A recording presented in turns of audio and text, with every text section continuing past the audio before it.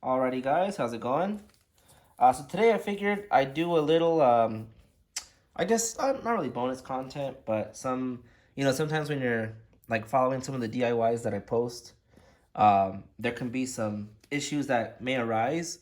Um, and if they don't happen to me in the video, then I kind of don't go over it. But if you're at home and wrenching away, sometimes, you know, a 1 day project can turn into 3, 4, 7 day project because you ran into a little mishap. So here we have a customer that sent me their rear upper A-arms. They want me to install the Ayotte camber kit in the rear. So I do offer this kind of like an exchange program where you send me your arms. I'll go ahead and do the work and send everything back. Unfortunately, this individual ran into a problem where when they were removing the upper A-arm ball joint, not only did they mangle and really kind of butcher the threads, like they got all mushroomed. This is repaired actually. I just finished repairing this. I should have. I was in the middle of repairing it, and I was like, you know what? I should make a video on it because this issue has come up more often than not. Or if it does come up, people just don't talk about it because maybe they're embarrassed. But it's all good, things happen. We all live and learn.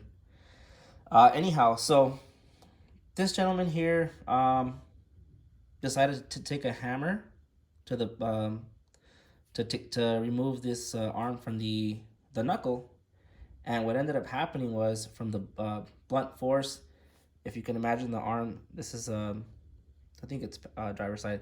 So if you can imagine the arms like this and the knuckles down here, if you're trying to hammer it out that way, this bushing here is actually supposed to stay in the knuckle, but of course it came with it. So now I'm going to remove this bushing for him. Luckily, I did have some spares. So, because this is actually not salvageable. I have tried to salvage it, but in my experience, it's just really stuck in there. So anyhow, what I'm gonna do first, well, I already did it, but I am going to use a die to recut these threads here. So the tool you're gonna need is a M12 by 1.25 die. So yeah, this can really throw your day for a loop if you don't have the tools or if you don't have access to a nearby hardware store. So I went ahead and just very carefully just spun this around a bunch of times on it, kind of recarved the threads, and yeah, thankfully this was able to be saved. And then I also use on the bottom right hand corner I have my little oil gun or oil what is it, grease gun, I guess, whatever. No, it's just oil.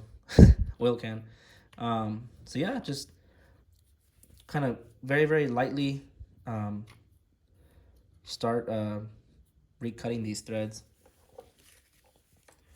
We will require this one, so 1-inch socket here, and just go super slowly along the threads. Want to grease it up, lube it up, that way. So you go all the way down, rethread that, and then once you're done with that, then we will get to the fun part of removing this bushing here. So before I remove the bushing, let me show you guys how this can be prevented. So luckily for me, I have a lot of spare nuts and bolts and different things in my toolbox. So I'm able to kind of find things that work and then just use them. So in my case here, I do have a like a ball joint, typical, Honda M12 by 1.25 nut here. So if this was still on the car, you do need to put a sacrificial nut over the threads to protect them, right? So you'll thread this on like so. I like to get the end of it pretty much flush with the end of the ball joint there. So the threads are now protected, right? If you don't have a spare nut, or you don't have access to the hardware store to go real quick and buy one, you can use the existing castle nut. Just install it upside down. That way you don't ruin the castle nut teeth. So once this is like that, so imagine this is still on the car. Do yourself a favor and buy one of these. The Schwab, what is it called? Schwaben. I got this from like a BMW auto parts store online. This actually is a cool tool because there's this is a height adjustable.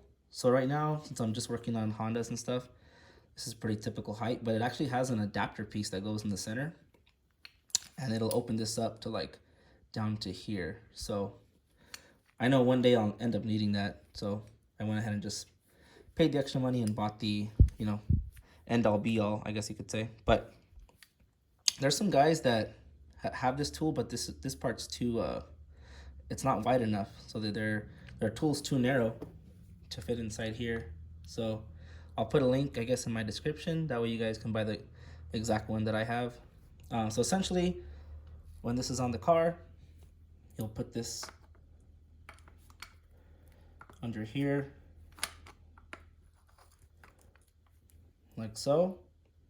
And then if you've seen in my videos, you'll see that I get a sledgehammer and just tap it in right here. Whoops. So I'll tap that in so that this digs deep, deep, deep into here, right? Let's see. So see how it's like pretty secure? So if this is on the car, this is like a good, very, very decent amount of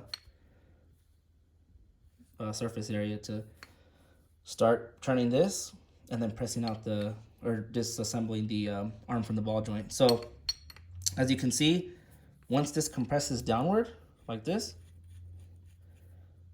there's no way this bushing is gonna pop out of the knuckle. So like I said, buy the right tools and you won't regret it.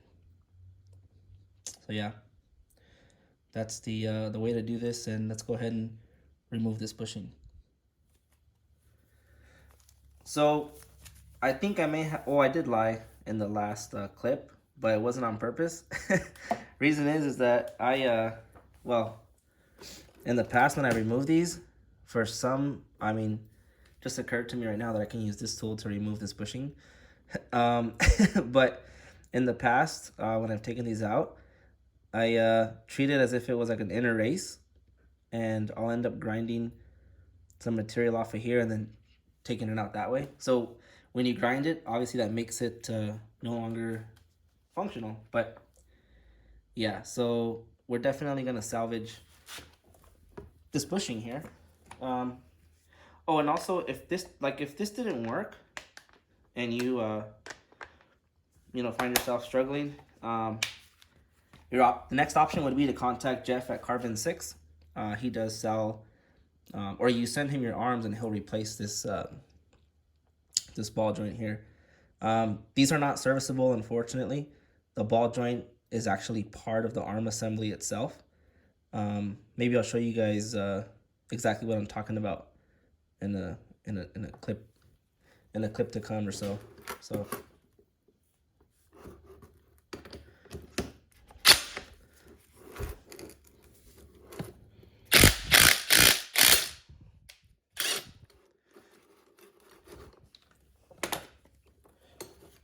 Yeah, sometimes you make life complicated by overthinking how to do certain tasks. But yeah, this bushing is reusable. And there it is. So what we're definitely gonna do now that we have that off is replace the boots. A lot of times on these NSXs, they're old and brittle, or even in the process of removing breaking the ball joint free from the knuckle, the boots will rip. So just have a couple of these on hand. Even if you don't need them, they will come in clutch for you one day. And they do come with the rings as well. So to get these boots off, it's actually pretty simple. You're gonna find the end of the where the C clip goes, kind of dig it out of place, and you know, just kind of do this cool trick here where just get a flat head and bring it around town like SpongeBob would say. Actually learned this from Chris Brown over at I mean Chris Brown. I meant to say Charles Brown from NSX E-Rack repair. Well, that didn't go as planned, but whatever. It's off. Thanks, Chris Brown. So here's what I mean when I mentioned that the ball joint is not something you can just buy from Honda or any aftermarket source for that matter and replace yourself, because as you can see, the arm itself is the encasing for the ball joint. So the only option that you'd have if you really needed to replace this is to buy a new arm or send your arm to Jeff at Carbon 6. So otherwise, yep, good luck. So the new boots come a little ashy, so we're gonna put a little automotive lotion on them, aka a little bit of oil. Jergens brand. So yeah, nothing wild, just to preserve the rubber. And then yeah, we'll slide these guys on.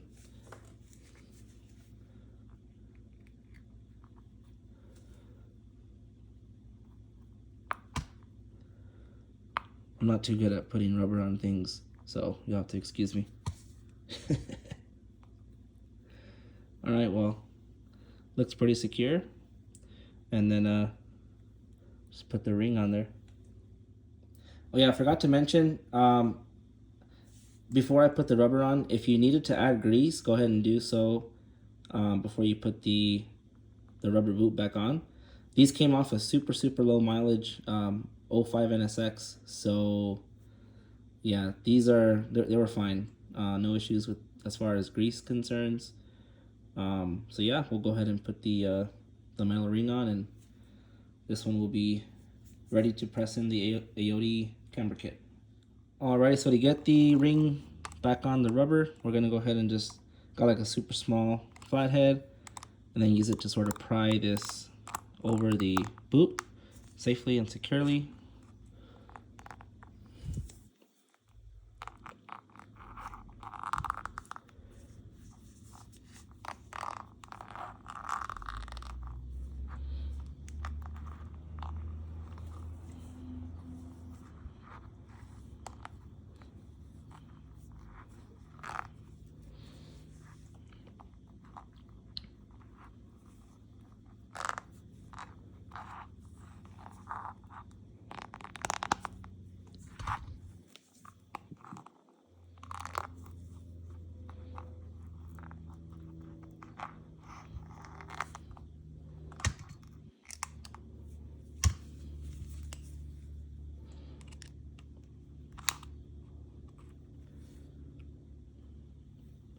And you're done.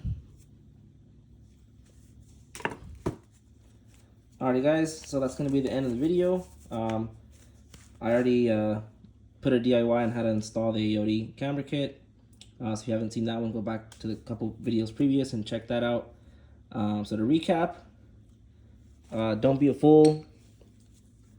Buy this tool, and when you're taking out when you're freeing up the ball joint from the knuckle, don't use a hammer because you'll mushroom the threads and this might get stuck to the ball joint. And then when you're using this tool here, make sure you have an M12 by 1.25 bolt handy. Or if not, then just turn the castle nut upside down and should be good to go. Oh, and then the part number for the boots, one last time, here it is. Pause it, take a screenshot. All right, cool. See you guys later.